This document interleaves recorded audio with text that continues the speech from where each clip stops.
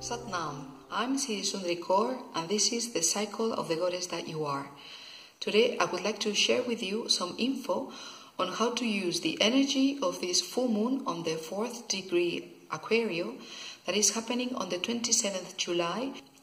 This full moon is resounding or is acting as an understanding moment of what the partial sun eclipse that happened with the new moon in Aquarius on the 15th February has led you to understand.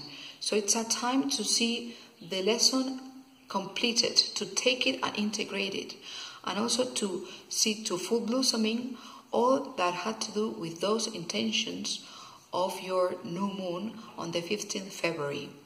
Those intentions 6 months ago may have been related with the moon in Aquarius, that is group ideals, altruistic desires, altruistic ideals, community, and also it has to do with the eclipse axis, that is the sun and Aquarius, that is the sun or what you have to head for, that is in the moment where the North Node Rahu is present, and so that is indicating to you what is the path that you have to follow.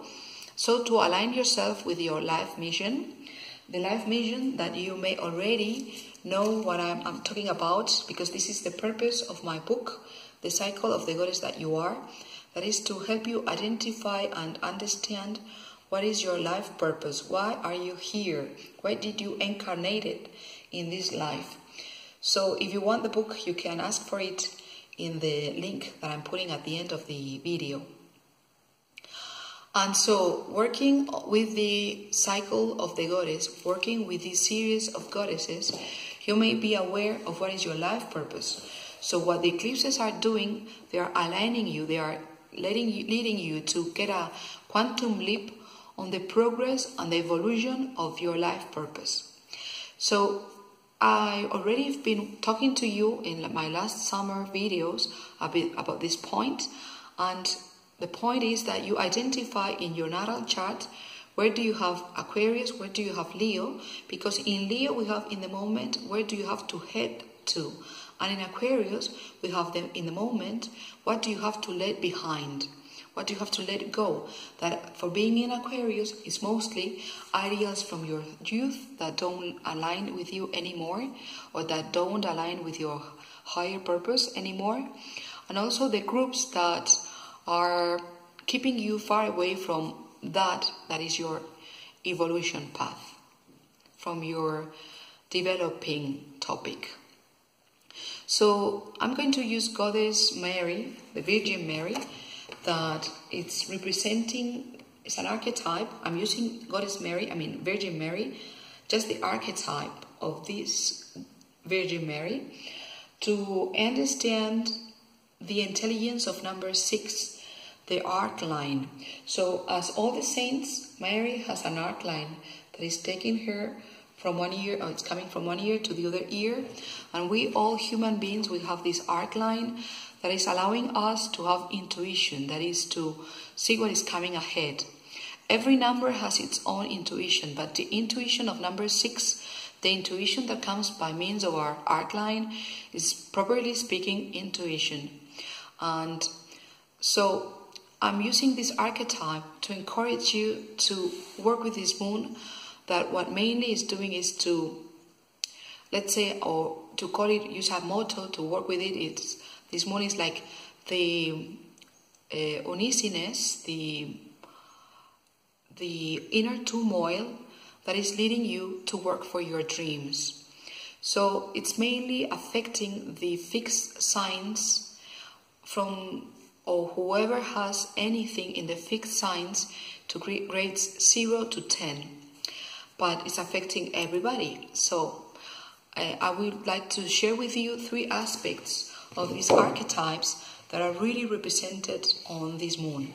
On the one hand, and to start with, we have the moon and Mars in a conjunction in Aquarius opposing the Sun and the North Node in Leo. That's why this is a full moon, because they are in an opposition in contrary signs. And both Moon and Sun are squaring Uranus in Taurus. These aspects are leading you to feel the need consciously or subconsciously. The need is subconscious, but if you've been working on this from the last month where this eclipse happened, probably you've got some steps forward and perhaps you are a bit more clear and you know already what is this work, what are these structures that you need to review. And so this square to Uranus is, asking you to review your actions or what you've been doing. Now that Mars is retrograding, you don't have energy to act, but you have the moment to review, and you will be analyzing what is your way of working with things, how do you work, how do you operate with things regularly, and what is working, what is not. And for this having to do with the eclipse, you may have been in this what I see and what I don't see anymore. And the square with Uranus in Taurus is presenting to you the difficulties, the surprises, even revolutions by means or caused by changes in technology, new people coming to your business, to your place of work, even young people replacing you at work, or all sorts of things related with youth, technology, and surprising changes. That is what Uranus has to do.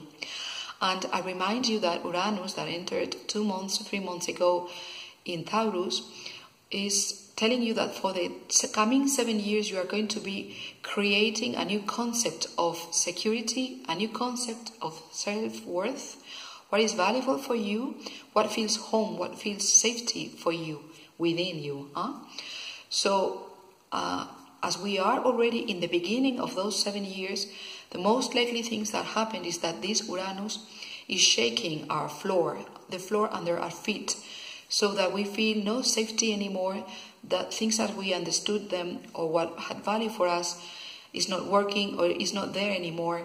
So we need to start searching for these structures and to start working on this, what is taking to create the new safety, the new value, and what is giving confidence, where you feel safe. So here's where I encourage you to use this arc of light that Virgin Mary is representing. This arc of lights that women, we have the second one, and when we use them combined with our third chakra, our sixth chakra, our third eye, we have a very, very powerful projection. We have the ability to pray, and it says, according to Kundalini Yoga tradition, that when a woman is praying, God himself has to obey. When you are using combinedly both of your arcs and your third eye, your sixth chakra, that is your pituitary gland, you have a projective capacity that even God himself has to obey.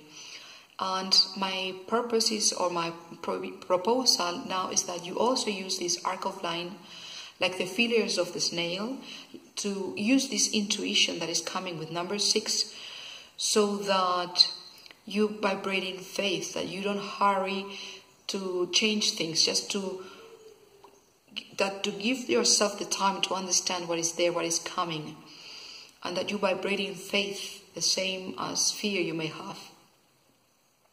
The second aspect, it's Pluto retrograde on the 90th degree Capricorn, doing 2 trines, one with Venus in Scorpio, that is questioning you about your habits. Are my actual habits leading me to live my dream? Or also you can see it with this trine to Neptune in Pisces. My dreams are taking me to transform my habits. Or I want to transform my dreams because I feel unable to transform my habits. The point in all this is Pluto is the planet of big transformations, and we are already set on a 1-year journey of a big inner transformation. I encourage you to see my last video where I spoke a lot on the eclipse on the 13th July, and this dark Pluto that is generating a point of dark Pluto, and how is it going to be acting on us, on you, for a year of deep transformation.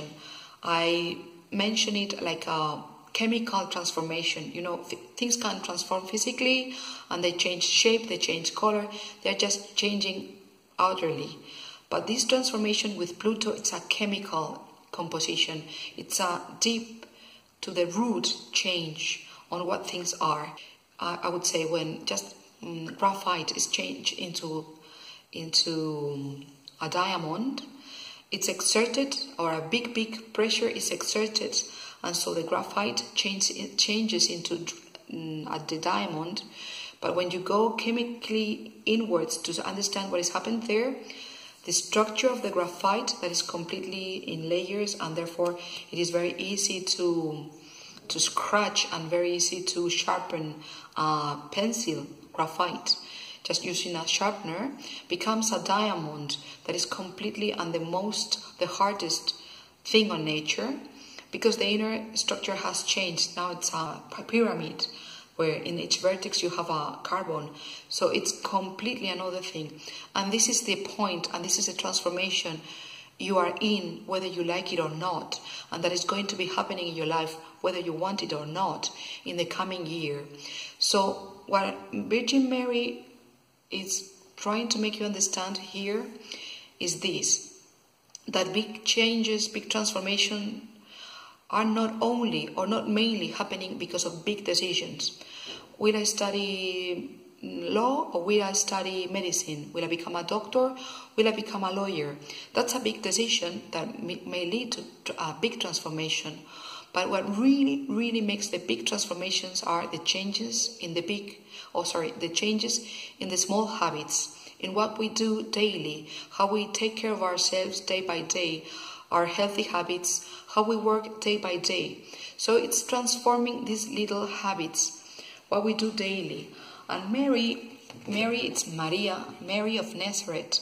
She's a girl from a village in the middle of nowhere in Israel. So even in the scriptures it was said, what can come out of Nazareth? Nothing, no? Nothing was expected from Nazareth. It was meant to be insignificant. And so what Mary is bringing here, it's the power of the little things, the importance of these little habits that you use and implement day by day, and how these big decisions, these big choices like study this, study that, have to be supported by these little habits. So if you're going to study medicine or if you're going to study law, in the end you need the habit of waking up in the morning, the habit of sitting down to study, the habit of making your summaries, the habit of habits.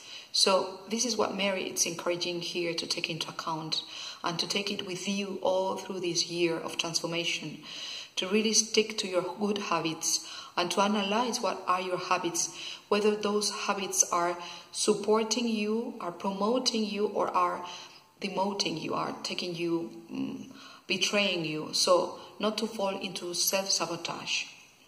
So that's the point. And so you have the choice in here to change your dreams because you are not able to transform your habits, or to transform your habits so that you can go for your big dream. And this is what it's aligned with this process of transformation in the Eclipse series this summer and all the year coming.